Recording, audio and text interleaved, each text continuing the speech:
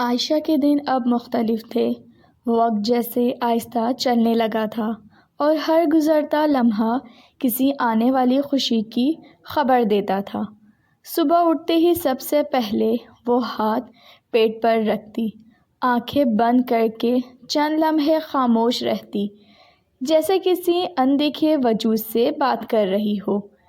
یہ باتیں لفظوں میں نہیں ہوتیں، یہ دل میں ہوتی ہیں۔ عمران یہ سب دیکھتا اور کم بولتا، زیادہ محسوس کرتا۔ اس کی نظر میں اب عائشہ صرف بیوی نہیں رہی تھی، وہ ایک ذمہ داری تھی، ایک امانت اور ایک معجزے کی محافظ بن چکی تھی۔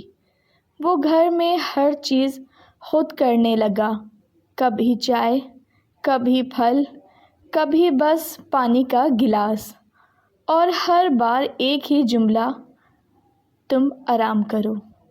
عائشہ مسکرا دیتی۔ میں بیمار نہیں ہوں، عمران نے نرمی سے جواب دیتا۔ مجھے پتہ ہے، تم مضبوط ہو، اس لیے تمہارا خیال رکھنا چاہتا ہوں۔ یہ رومانس شور نہیں مچاتا تھا، یہ حفاظت میں چھپا ہوا تھا۔ سماج مگر خاموش نہیں تھا۔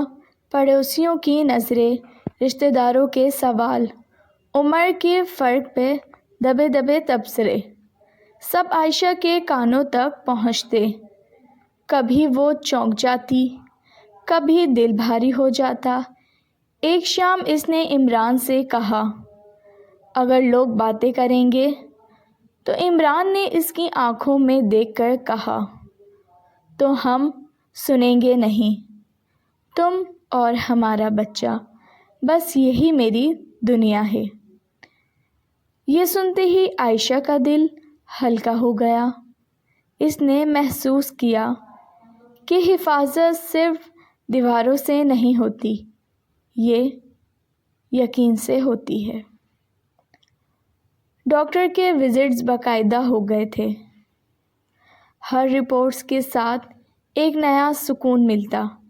ایک دن دل کی دھڑکن سناتے ہوئے ڈاکٹر نے کہا، ماں خوش ہو تو بچہ بھی خوش رہتا ہے۔ عائشہ نے مسکرا کر عمران کی طرف دیکھا۔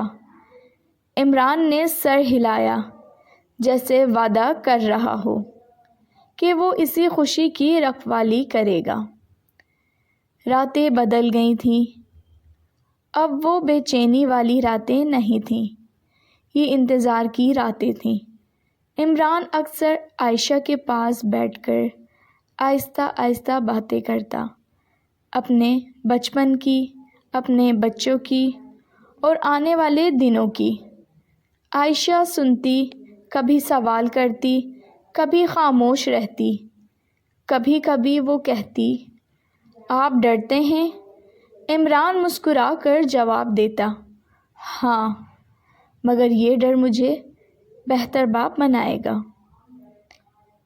ایک رات عائشہ نے پہلی بار بچے کی حرکت محسوس کی۔ وہ گھبرا گئی، پھر خوشی سے بھر گئی۔ عمران، اس کی آواز کانپ رہی تھی۔ عمران فوراً قریب آیا۔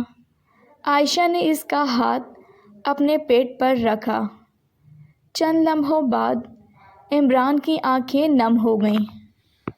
وہ بولا، نہیں، بس خاموشی سے شکر ادا کیا۔ یہ وہ لمحہ تھا جب مرد ہونا باپ بننے میں بدل دیتا ہے۔ گھر میں چھوٹی چھوٹی تیاریاں شروع ہو گئیں۔ کپڑوں کی الماری، ننھے کپڑے رکھے گئے۔ ایک کونے میں جھولا آیا۔ عائشہ ہر چیز کو ہاتھ لگا کر دیکھتی، جیسے یقین کر رہی ہو کہ یہ سب حقیقت ہے۔ عمران اکثر کہتا، جلدی مت کرو۔ عائشہ مسکرا دیتی، انتظار بھی تو محبت ہے۔ سماج کے سوال پھر بھر آئے۔ کسی نے عمران کا ذکر کیا، کسی نے ذمہ داریوں کا۔ عمران نے پہلی بار سب کے سامنے کہا، یہ میرا انتخاب ہے اور میں اس پر فخر کرتا ہوں۔ عائشہ نے دور سے سنا تو آنکھیں بھر آئیں۔ اس نے جان لیا کہ محبت صرف قریب آ کر نہیں بچاتی، یہ سامنے کھڑے ہو کر بھی بچاتی ہے۔